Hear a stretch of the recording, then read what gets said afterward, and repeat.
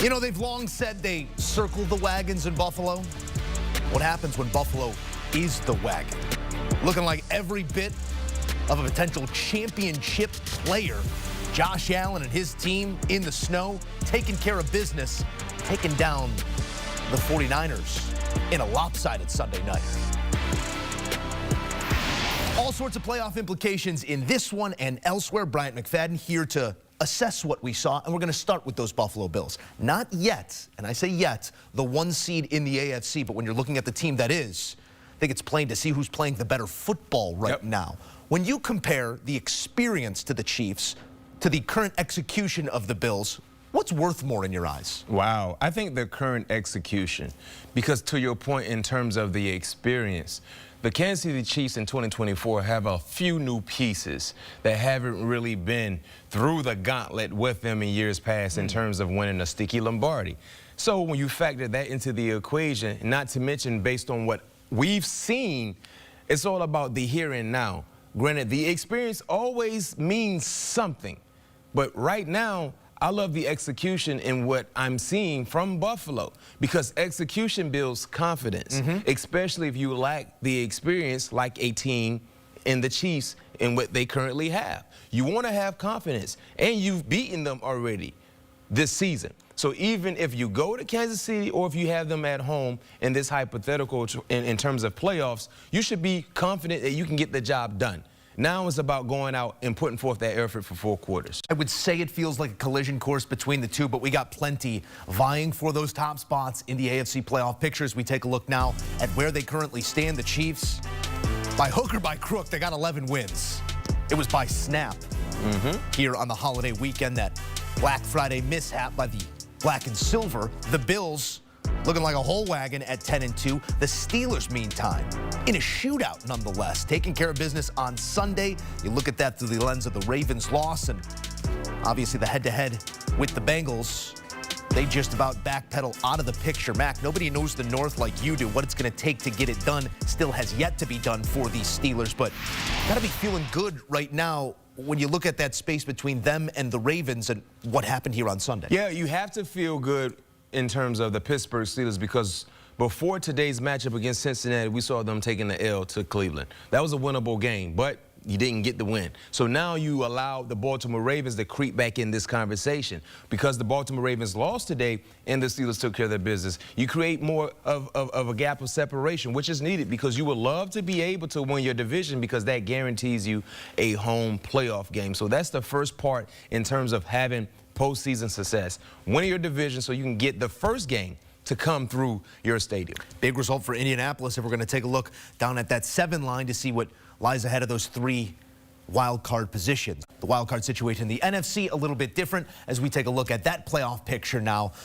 We thought that it would be the 49ers again reigning supreme over this conference. Far from reality, and they are far from a playoff position.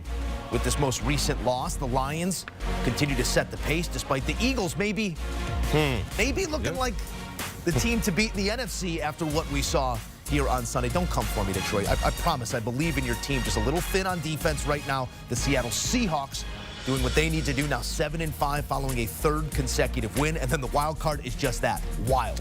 10 wins doesn't get you a division lead, not in the NFC North. 9 wins get you a 6 seed. The Commanders rounding it out. They're at 7. All right, Mac, let's start with those Seahawks. We're on a bit of a heater right now. We said that is a one-bid division. There's no doubt about it.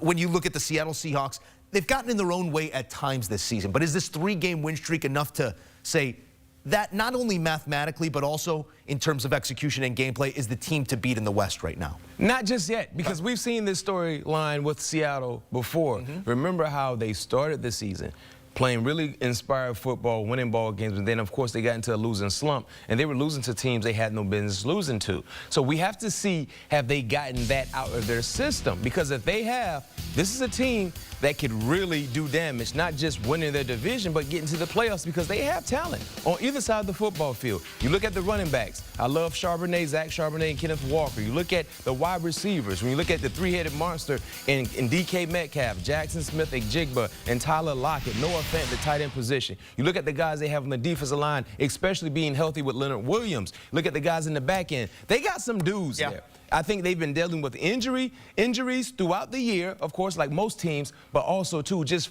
finding ways to lose instead of finding ways to win. The last 3 games, to your point, in this 3-game winning streak, they found ways to win. We're going to figure out the cut of their cloth in these next 3 weeks. Yep. Arizona, Green Bay, Minnesota. You come out of that clean, 2 or 3, you're likely looking at division champ. That's a tough way to end the season. It certainly is, as you've got a divisional matchup and then 2 in playoff caliber teams. We'll see what it is for Seattle.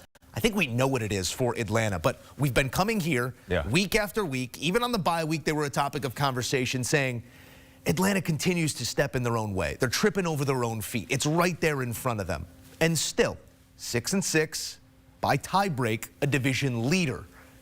I know they've used up all of their time. The runway is gone. Now you got to play some actual football and earn the thing. Have they gone too far down the wrong path to think that maybe they can right the ship right now and be that team that wins the division? I think Atlanta peaked too soon. The first 9 games, they were 6-3, right? Now they're currently sitting at 6-6. They're surviving instead of thriving, which is an issue. And right now, when you look at a game like today against the Chargers, in which they should have won, your defense only gave up 10 points. That's winning football. Your defense had 5 sacks. That's winning football. But you lost.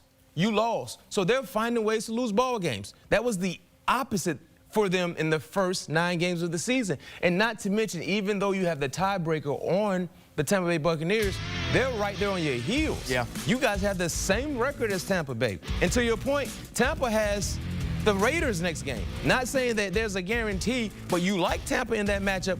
Getting the Raiders, if not mistaken, there in Tampa. And Atlanta has to travel to Minnesota. Minnesota's a team, especially there in their home field, home stadium, that can be a tough outing. And you don't want to lose 4 straight, because being in the midst of a 4-game losing streak, it's hard to go through that and still get into the playoffs. And how about Kirk going back to Minnesota? It's going to be an interesting storyline there. I want to talk to you about 7-2. You know, 7's going to get 2. 2's going to be a full-fledged wagon, for lack of a better term. If you're talking about Detroit, if you're talking about Philadelphia, that's likely the 2 teams that we're talking about in the NFC as the 2 seed. The 7 seed, barring something happen there in the wild card picture in the NFC North, with a losing streak by either Minnesota or Green Bay, or dare I say the Lions to come all the way back. We're keeping everything on the table here, but Washington showed us something here. Did they show you enough to think that they could be a real deal team in that 7 versus 2? Yeah, I think so, because it's about their quarterback in Jaden Daniels. Today, he looked like he is healthy. So when he is healthy, they can score points. They've shown the ability to do so. Now you might have your concerns about their defense, but their offense, they can score points. And to your point, if they can get into the playoffs with that dual threat at the quarterback position in Jaden Daniels, not to mention his accuracy in throwing the football down the field, there could be a tough out for any opposing team they face off against. I love the race that we're seeing in the NFC, because to your point, you look at Detroit. You look at the division leaders as we see it now. There could be some shakeup, not to mention for the 3 teams that get into the wild card positions, right?